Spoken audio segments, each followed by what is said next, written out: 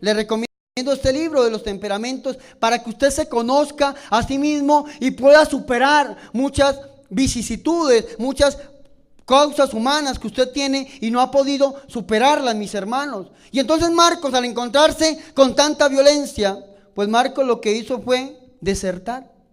Abandonó la misión de los apóstoles. Dejó botado a San Pedro, a San Pablo, dejó botado a Bernabé y se devolvió para Jerusalén. Y entonces, al devolverse a Jerusalén, San Marcos, dicen los que saben, es considerado como el patrono de aquellos que inician una causa y no la terminan. ¿Saben por qué? Porque este hombre inició una vocación y la dejó botada. La dejó botada tal vez por su inmadurez, tal vez por el miedo, tal vez por los sufrimientos que trae la misión, tal vez por cosas personales. Él se devolvió para Jerusalén. Y resulta que dice, Pablo y sus compañeros se hicieron a la mar en Pafos y llegaron a Perge de Panfilia, pero Juan se separó de ellos y se devolvió para Jerusalén. Y entonces él se devolvió para Jerusalén a vivir una vida normal. Él se devolvió para Jerusalén tal vez desilusionado de toda la vida que él había pensado que era una vida tal vez muy suntuosa, simplemente viajar, simplemente ir, conocer. Pero tal vez cuando se dio cuenta de la realidad de los sufrimientos, se devolvió para Jerusalén. Y entonces Pedro y Pablo y Bernabé siguieron predicando la palabra del Señor.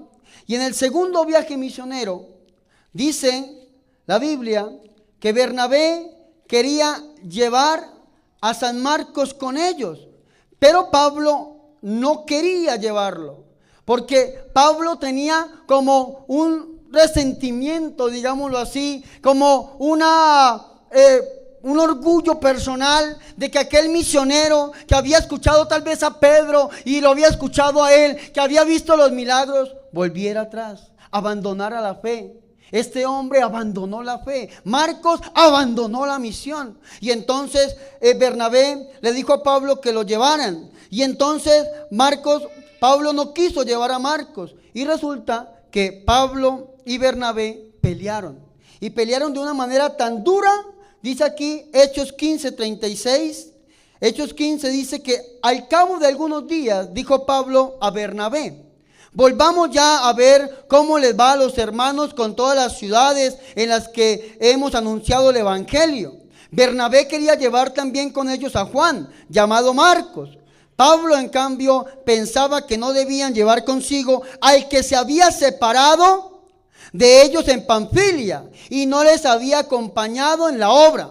Se produjo entonces una pelea tal que acabaron por separarse uno del otro. Bernabé tomó consigo a Marcos y se marchó rumbo a Chipre. Pero por su parte Pablo eligió por compañero a Silas y partió encomendado por los hermanos a la gracia de Dios. Palabra del Señor. Dale un fuerte aplauso a la palabra de nuestro Señor. Marcos o San Marcos, motivo de discordia, motivo de división. No simplemente había abandonado la misión, sino que ahora era motivo de pelea para los apóstoles. Escúcheme muy bien, porque si nosotros no nos conocemos a nosotros mismos, no podemos medir nuestras propias fuerzas, nosotros, mis hermanos, muchas veces somos motivos de discordia, motivos de pelea, motivos de división. Este hombre, como lo leímos hoy en la primera lectura, donde dice San Pedro, primera de Pedro 5:13, y os saluda Marcos, mi querido hijo.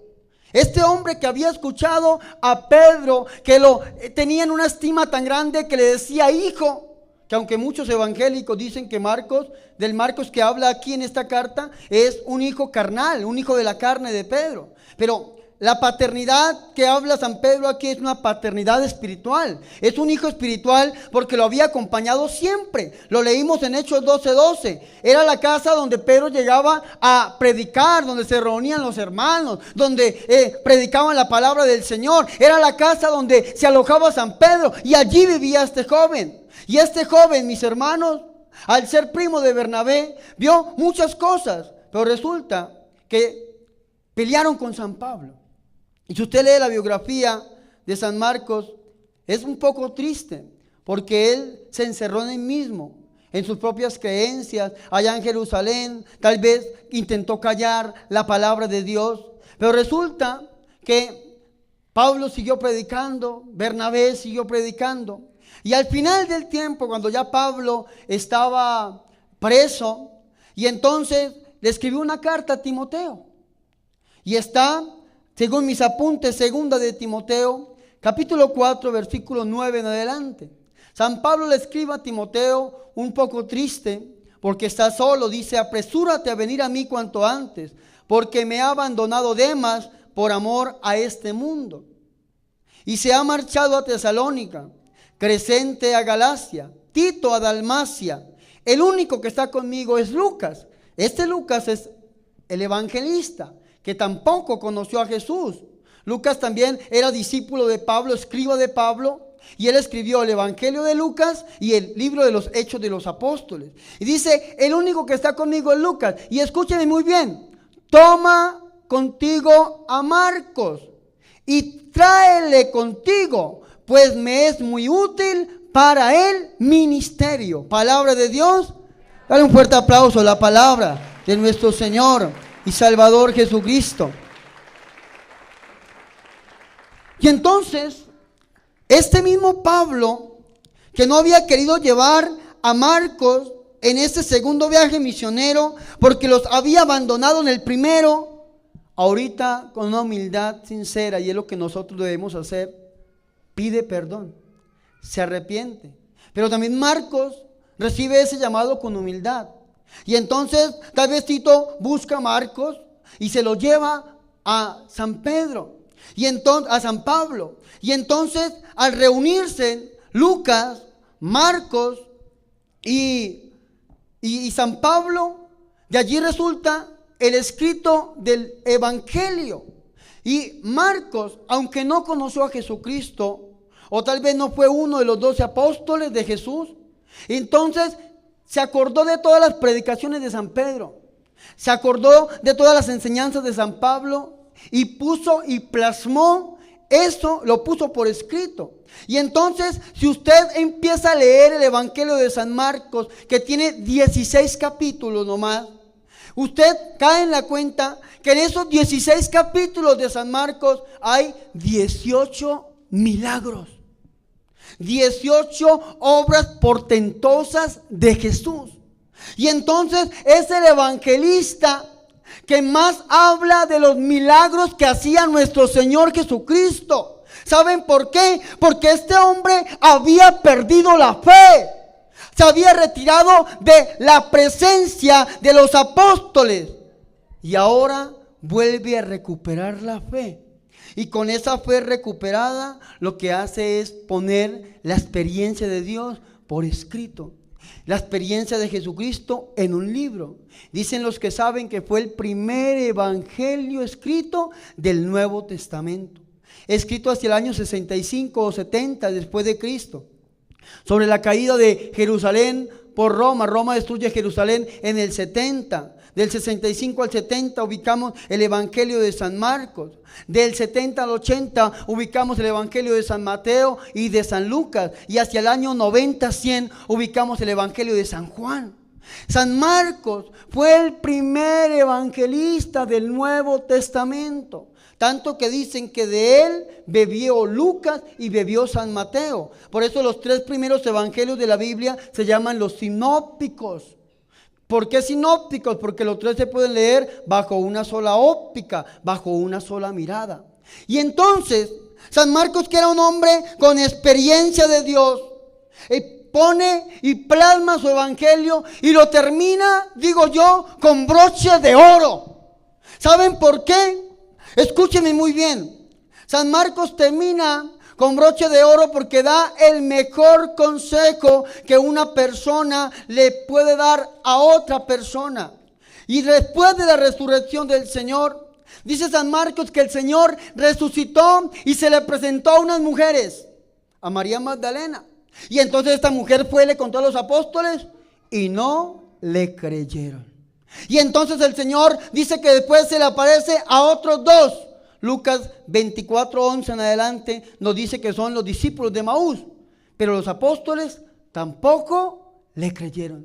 Y entonces San Marcos toma esta experiencia, esta ausencia de fe de los apóstoles y escribe: por último, estando a la mesa los 11 discípulos, se les apareció y les echó en cara su incredulidad y su dureza de corazón. Escúcheme muy bien esto.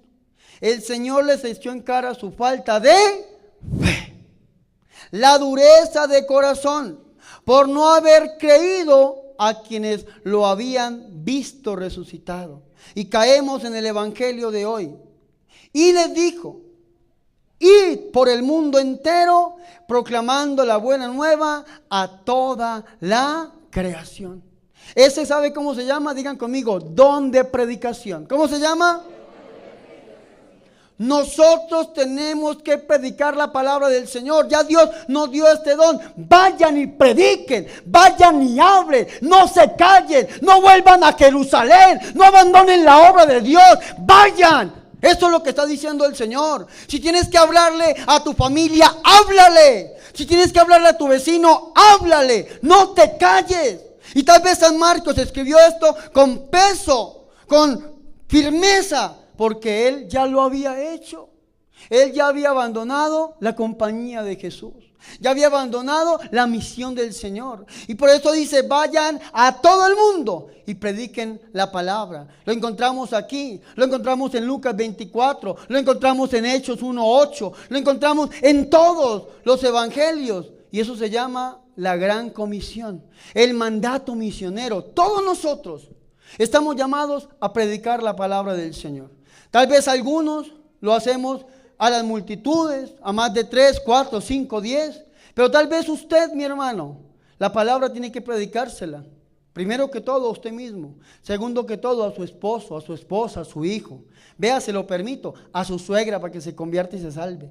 Predique la palabra del Señor. Predique, hable de Jesús. Salvador Gómez en un libro habla de un jesúmetro. Dice que jesúmetro es la medida diaria de la cual nosotros hablamos de Jesús a otro hombre. ¿Cuántas veces tú hoy le has hablado de Jesús a otra persona? ¿Usted quiere saber qué está viviendo? ¿Usted quiere saber cuáles son sus sueños, sus ideales? Escúchese. Escúchese usted mismo hablar, y se lo dejo de tarea. Esta semana escuche usted de qué habla. Y si usted en su lenguaje diario no tiene a Jesús para los demás, usted está viviendo en usted mismo. Usted está viviendo tal vez como vivió el evangelista Marcos cuando se volvió a Jerusalén. Está viviendo encerrado, ensimismado en usted. Y entonces Salvador Gómez habla del jesúmetro.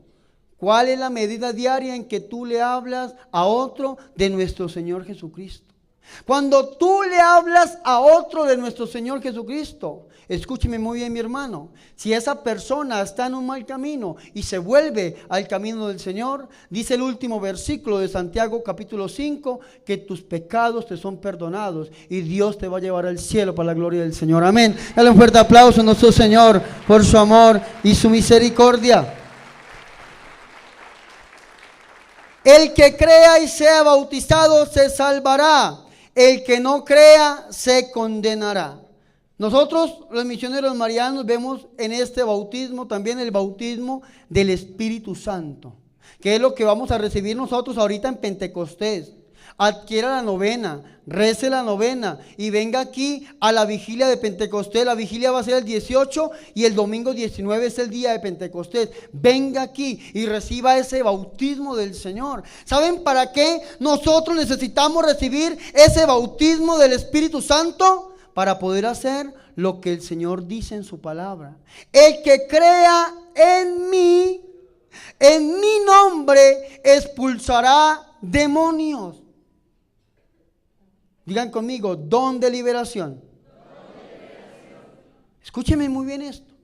Usted puede predicar la palabra Pero cuando usted predica la palabra con unción, cuando usted predica la palabra con poder, cuando usted predica la palabra con la experiencia del bautismo del Espíritu Santo, en usted viene algo que se llama carismas, dones. Y el primer don que pone aquí el evangelista San Marcos es expulsar a los demonios. En mi nombre expulsarán demonios. Vean el segundo don, hablarán nuevas lenguas. ¿Cómo dice? Hablarán nuevas lenguas. Los que somos carismáticos, vemos en este texto el don de lenguas. Los que no son carismáticos dicen, no, pues es hablar de una manera diferente. Si usted antes hablaba como un gamín, pues ahorita va a hablar como un señor. Va a hablar de una manera educada. Pero eso no simplemente se queda en el mero ámbito humano. Nosotros tenemos un don que es del Espíritu Santo y está en Romanos 8:26. No sabemos orar, pero el Espíritu Santo viene en nuestra ayuda con gemidos inefables, inenarrables, inentendibles. Eso se llama el don de lenguas. Cuando usted recibe el Espíritu Santo, usted habla y Dios le da ese don. Yo me acuerdo mucho, estábamos predicando en Fort Wayne, Indiana, en Estados Unidos, con un hombre se llama Miguel, de una comunidad de Los Ángeles, California, que es Carisma y Misiones de Marilyn Craman. Y estamos predicando ahí con él y estábamos orando y pidiéndole al Señor la fusión del Espíritu Santo, la fusión del Espíritu Santo. Cuando en medio de las personas cayó una mujer al suelo y empezó a gritar y a temblar y empezó la gente a reprender al diablo, los servidores a reprender al demonio. Yo les dije, por favor, no hagan eso. Y entonces dijeron, pero ¿por qué, hermano? Dije yo, porque si estamos pidiendo la fusión del Espíritu Santo y Dios le está regalando a esta mujer el don de lenguas, ¿ustedes cómo van a expulsar al demonio si es un don de Dios? Y todo el mundo empezó a ponerle cuidado y la señora iba a hablar y le hablaba en lenguas. Y ella lloraba. Así, y hablaba en lenguas, y ella lloraba, y ni ella misma sabía lo que estaba viviendo. ¿Saben por qué? Porque cuando el Espíritu Santo viene a usted, es Dios mismo el que habla a través suyo. Es Dios mismo el que se comunica, su alma, su interior, su ser, se comunica con el Señor. Y el Espíritu Santo lo llena a usted tanto que Él mismo habla en gemidos inenarrables, inentendibles. Y eso es lo que nosotros los carismáticos llamamos el don de lenguas, para la gloria y honra de Jesús de Nazaret. ¡Aleluya! ¿Quién vive? Agarrarán serpientes en las manos y aunque beban veneno no les harán daño. San Benito, el patrono no oficial, dicen algunos, de los exorcistas, es pintado con un libro y con una cruz. El libro porque es la regla de San Benito, la regla. Antes del Concilio Vaticano II, los religiosos se llamaban los regulares, porque eran dirigidos por una regla. Y los diocesanos se llamaban los seculares, porque eran los sacerdotes del momento, regulares y seculares. Después del Concilio Vaticano II se llaman religiosos y diocesanos, porque pertenecen a una diócesis. Entonces San Benito, que es el padre, el fundador del monacato, de los monasterios, de los monjes, digámoslo así, San Benito es pintado con una cruz porque era exorcista y con un libro porque era la regla de los religiosos. Y abajo de él hay una copa y de la copa sale una serpiente. Y al otro lado hay un cuervo, porque los cuervos, igual que el profeta Elías, lo alimentaban en el desierto. Resulta que San Benito, cuando lo fueron a matar con una brujería, San Benito tomó esta copa, era un agua, un bebedizo, decimos nosotros hoy día, y lo bendijo. Al dar la bendición, dicen los biógrafos, de esta copa salió una serpiente. Salió una serpiente. Pero le voy a decir algo, un testimonio aún más grande que ese. San Antonio de Padua. Dicen que cierto día San Antonio predicaba tan hermoso y tan bonito que el príncipe, el rey de aquella zona, quería matarlo. Y le dio una bebida envenenada. Y entonces San Antonio de Padua tomó el veneno, tomó la copa y lo bendijo. Y de su interior subió el veneno hasta donde terminaba la copa. Y entonces San Antonio de Padua, no lo vayan a hacer ustedes por favor, dijo, para que vean que Dios es un Dios poderoso, se tomó el veneno. Y todo el mundo quedó así impresionado. ¿Saben por qué? porque en él se cumplió la palabra del Señor. Aunque beban veneno, no les hará daño, porque Dios está con usted, mi hermano. Y si Dios está con usted, nadie, absolutamente nadie va a poder contra usted. ¡Aleluya! ¿Quién vive? Y termina, me encanta. Además, por si les parece poco, impondrán las manos sobre los enfermos y estos se sanarán. Palabra de Dios, palabra de Dios, palabra de Dios. ¿Quién vive? Escúcheme, mi hermano. Si usted logra creer, al menos un poco, si usted logra superar como lo hizo San Marcos, en usted van a suceder cosas grandiosas. Si usted logra creer, demonios huirán, enfermedades desaparecerán, montañas se correrán, su deuda se acabará. ¿Saben por qué? Porque es que Dios lo prometió. Y Dios cuando promete, cumple, mi hermano. Amén. Levántate en ese momento, quiero hacer una oración contigo. Dios solo nos pide una cosa: que superemos el ámbito natural y creamos en su poder.